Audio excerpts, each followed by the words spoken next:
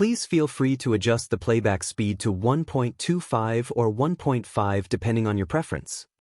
Sure, protagonist was able to defeat the spider boss all by himself, so he'd be able to do something similar to other bosses as well.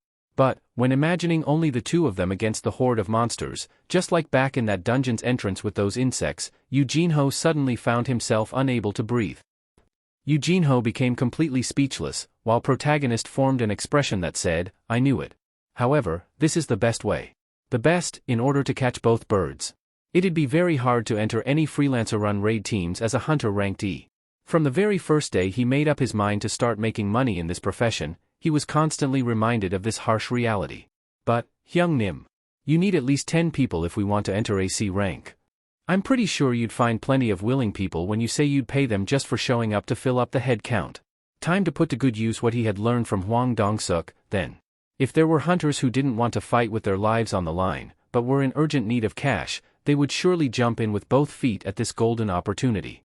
Eugene-ho's expression became one of a scared cat, though. Wait. Surely, you are not suggesting that us two will kill every single monster inside a dungeon, all the way up to the boss, are you? In truth, it'd be only one person doing that, though. You got it.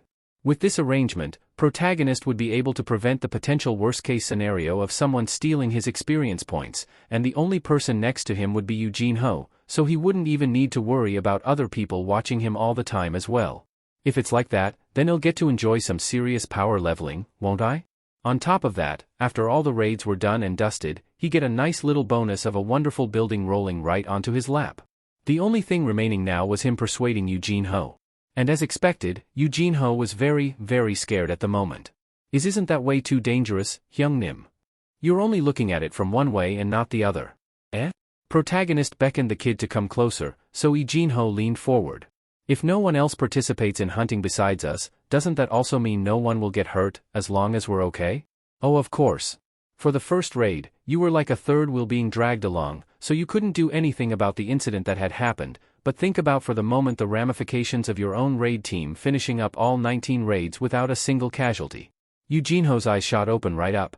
If that was the case, then persuading his father would become one level easier. Not only he'd be a D-rank hunter, but the record of being the leader of a team that successfully performed 19 raids without a single incident would be added on top as well. It'd be the definite proof of him being qualified to become the guild master. Nothing would be a better advertisement for himself than this, wouldn't it? Protagonist studied Eugene-ho's expression and smiled in satisfaction. This kid has convinced now. From the word go, the person in need was Eugene-ho. As for protagonist, he didn't really need to go on a raid with Eugene-ho, but still could enter dungeons via the association giving him a call, or through the random boxes. Eugene-ho's was thinking now. Although it was a bit scary, if he succeeded in pulling this off, then just as protagonist had implied, there would be so much he'd get in return. When recalling the sight of protagonist displaying his absolutely overwhelming might in battles from last time, Eugene-ho realized that maybe, there wasn't much to be afraid over at all. Eugene-ho finally made his mind up, albeit after some serious internal struggle. Well, do it your way, Hyung-nim. In that case, I'll search for suitable teammates. Very good. Protagonist nodded his head. They had come to an understanding. Since he was still in front of protagonist, Eugene-ho stopped feeling nervous and tight-chested, and displayed a bright smile. I've managed to finally get Hyung-nim on my side. For some reason, he was not feeling too scared of the upcoming raids.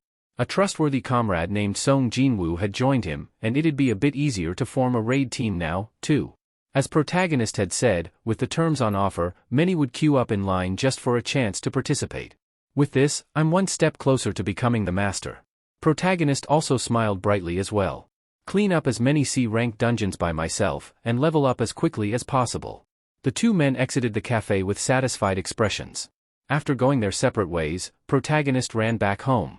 Protagonist is standing in between some quiet alley holding dagger in his hand. Item, Key of the Demon's Castle. Rarity, S.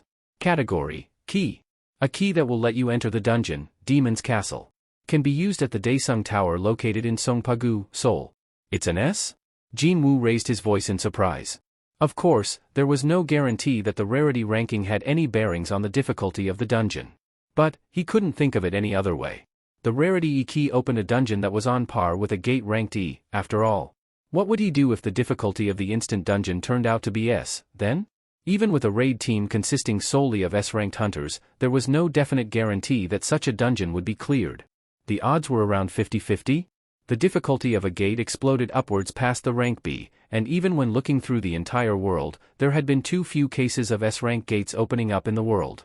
One of them appeared on Jeju Island, though. Afterwards, the island of Jeju became an abandoned hellhole where no humans could exist. Jin-Woo stared at the key in his hand for a long while. This is what I really wanted? If there was one silver lining to be found here, then that would be the explanation saying he'd be able to enter the dungeon with this key, unlike the previous one which said he'd be transferred instead. The implication being that he could escape at any time if he felt like it.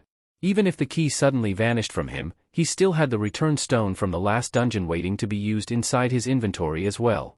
He was no longer worried about getting trapped behind an invisible wall like the last time. I've worked hard to earn this chance, so I can't throw it away like that now, can I?